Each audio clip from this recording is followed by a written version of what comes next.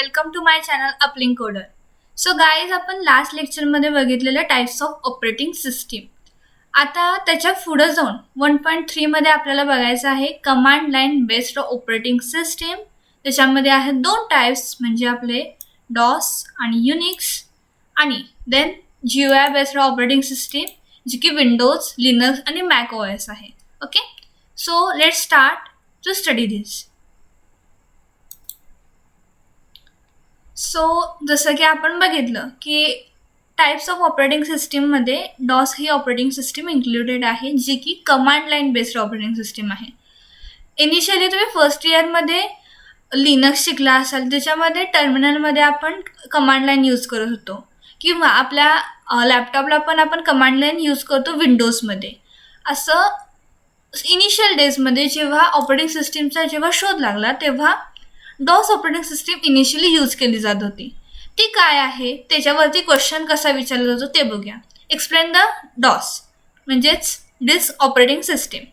आता फर्स्ट पॉईंटच तुमचा आहे disk operating system. DOS stands for disk operating system. Okay, then DOS provides a command line in which the user can give instruction in the form of commands.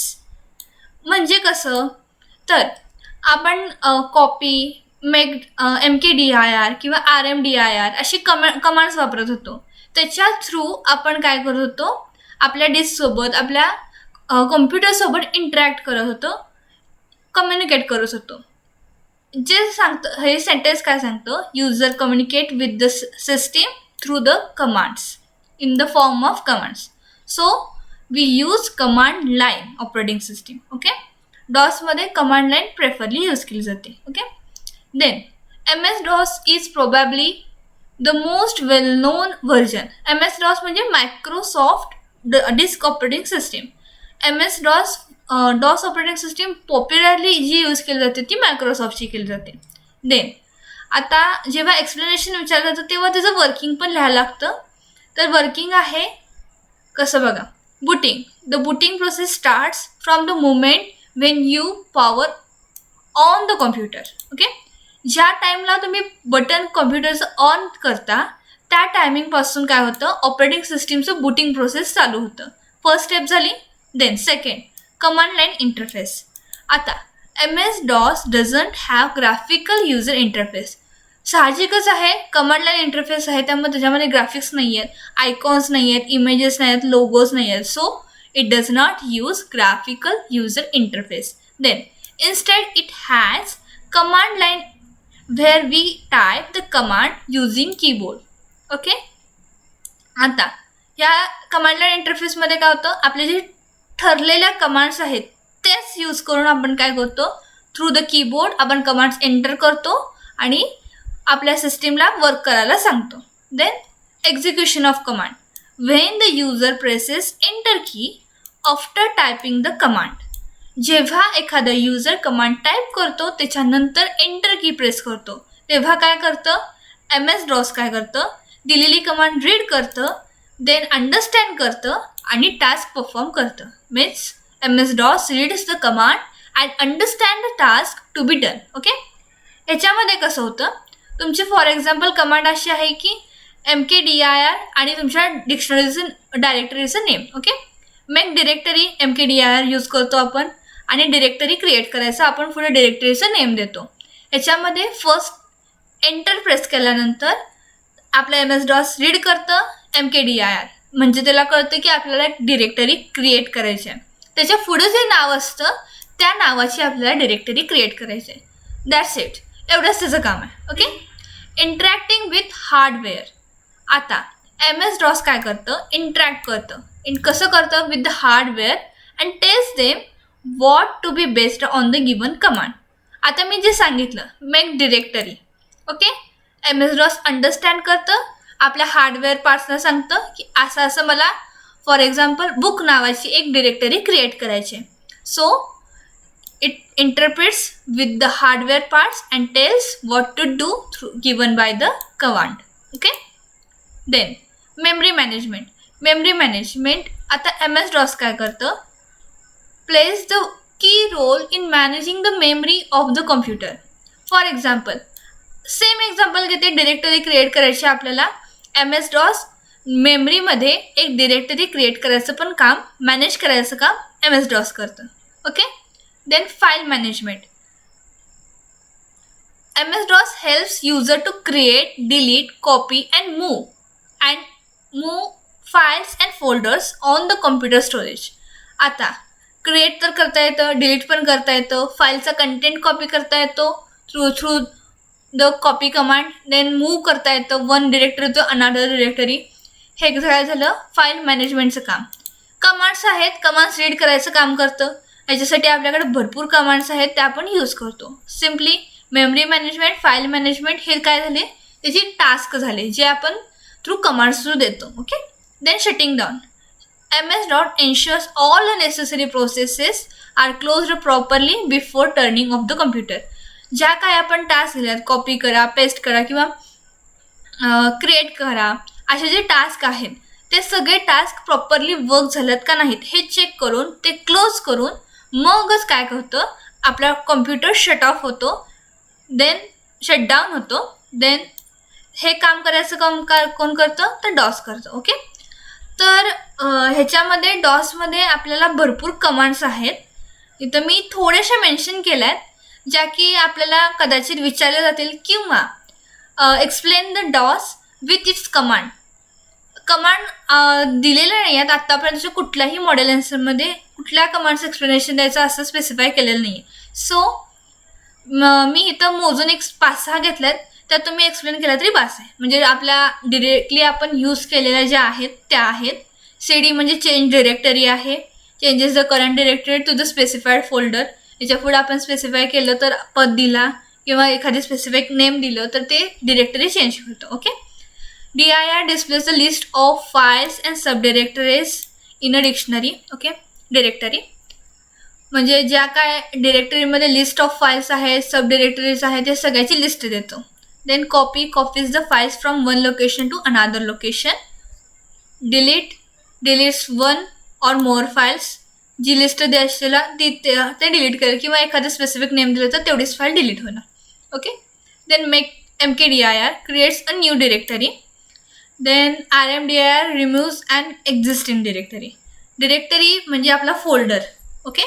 आणि files त्याच्यामध्ये असलेल्या आतल्या. Okay. हे झालं about the DOS operating system. आता आणखी एक operating system आहे आपल्याकडे जी की आहे युनिक्स ऑपरेटिंग सिस्टीम. आता सगळ्यात मेन म्हणजे ही डायग्रॅम आहे. युनिक्स ऑपरेटिंग सिस्टीममध्ये काय होतं की ही डायग्रॅम आहे ती व्हेरी इम्पॉर्टंट आहे. एक्झिक्युशन कसं होतं, युनिक्समध्ये काम कसं होतं आणि त्याच्या पुढं आपलं लिनक्स कसं आलं, तर हे अंडरस्टँड करण्यासाठी युनिक्स कसं आहे हे पहिला कळलं पाहिजे. सो ही जी डायग्रॅम आहे ती व्हेरी इम्पॉर्टंट आहे. आणि जेव्हा 4 मार्काला क्वेश्चन विचारला जातो तेव्हा ही डायग्रॅम देणं, लिहिणं, काढणं खूप गरजेचं आहे. ओके. कारण की जी स्कीम असू दे, आय स्कीम असू दे, ह्याच्यामध्ये हा क्वेश्चन पडला. के स्कीमला आत्तापर्यंत पडला नाही पण पडू शकतो because we don't have any idea. So about the hardware. Hardware is the center of the structure that provides operating system with basic services. Okay. आता हार्डवेअर जो पार्ट आहे प्रत्येक ऑपरेटिंग सिस्टीमला, कम्प्युटर सिस्टीमला हार्डवेअर हा मेन कंटेंट आहे आणि इथं काय सांगितले, सेंटर ऑफ स्ट्रक्चर म्हटले. Okay. Then hardware consist of all peripherals like memory, RAM, HDD, FDD, processor, mouse and other input devices and printers. आता आपल्याला सगळ्यांनाच माहिती आहे हार्डवेअरमध्ये काय येतं, कम्प्युटरचे hardware parts, memory, processor, mouse, input output devices, हे सगळं काय झालं, पेरिफेरल डिव्हायसेस झाले जे की आपण हार्डवेअरमध्ये इन्क्लूड करतो. Okay. Then kernel. The kernel is the heart of the system, the collection of programs mostly written in C which communicate with hardware directory. आता कुठलीही ऑपरेटिंग सिस्टीम ज्याचं वर्क आहे ते मेनली डिपेंडेंट आहे कर्नलला आणि कर्नलला heart of the this operating system म्हटले. ओके. देन याच्यामध्ये काय होतं, मोस्टली सीमध्ये जे C लँग्वेजमध्ये जे प्रोग्राम्स लिहिले जातात ते कम्युनिकेट करतात आणि कर्नलला ऑथॉरिटी आहे. कसली authority, to directly communicate with the hardware. Okay. युजरने जे काही कमांड्स दिल्या आहेत, जे काही प्रोग्राम्समध्ये टास्क दिले आहेत, ते अंडरस्टँड करून कर्नल डिरेक्टली हार्डवेअरबरोबर कम्युनिकेट करतं. फॉर एक्झाम्पल, मला एखादं फाईल प्रिंट करायची आहे, जी मी कमांड कर्नलला दिली आहे, कर्नल डिरेक्टली हार्डवेअरला सांगणार की प्रिंटरला सांगणार की ही माझी फाईल आहे, ती मला प्रिंट करून दे. हार्डवेअर ते कर्नलची कमांड अंडरस्टँड करणार आणि प्रिंट करून तुम्हाला ती फाईल देणार. Okay. Kernel is an interface between the hardware and the system, hardware of the system and shell. Okay. कर्नलमध्ये आहे, हार्डवेअर आणि शेलमध्ये कम्युनिकेट करायचं ब्रिज काम काय करतं, कर्नल करतं.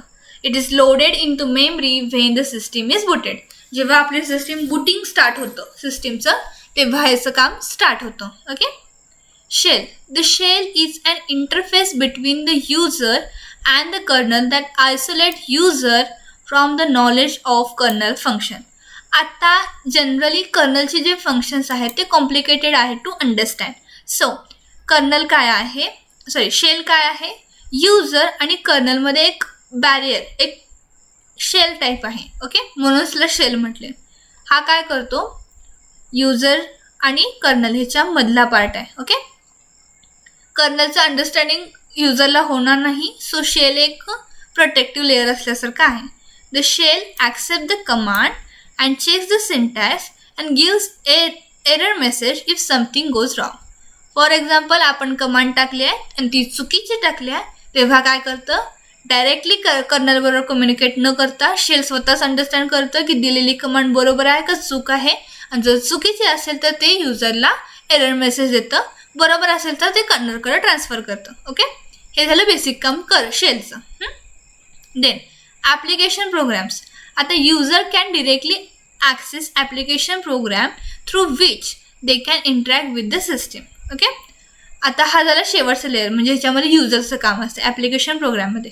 ह्या लेअरमध्ये काय होतं, DBMS, FTP मेल जो हा ॲप्लिकेशन प्रोग्रामिंग लेअर आहे, त्याच्या थ्रू युजर काय करतो, कम्युनिकेट करतो विथ द सिस्टीम. म्हणजे फॉर एक्झाम्पल, एक युजर बाहेर आहे, तो ॲप्लिकेशन प्रोग्राम लेअर हँडल करणार, तो त्याची कमांड टाकणार, शेल काय करणार, ती बरोबर आहे काय चूक आहे चेक करणार, चुकीची असेल तर एरर मेसेज देणार, बरोबर असेल तर कर्नलकडे जाणार. कर्नल काय करणार, अंडरस्टँड करणार की ॲक्च्युली आपल्याला काय करायचं आहे, आणि जे टास्क आहे ते हार्डवेअरला सांगणार, हार्डवेअर ते परफॉर्म करणार, आणि देन शेल काय करणार, परफॉर्म झाल्यानंतर त्याचं आउटपुट डिस्प्ले करणार. That's it. हे झालं युनिक्स ऑपरेटिंग सिस्टीम. हे थ्रू डायग्राम एक्सप्लेनेशन इम्पॉर्टंट आहे. आता ह्याच्यामध्ये बऱ्याचशा कमांड्स आहेत शेलमध्ये, जे की अंडरस्टँड करतं the command is whether correct or wrong. Okay, that's it. So जे युनिक्स ऑपरेटिंग सिस्टीमचा आणखी एक क्वेश्चन आहे, तो मी नेक्स्ट लेक्चरमध्ये कंप्लीट करते. Thank you so much. Please like, share and subscribe my channel and share with your friends also. Thank you.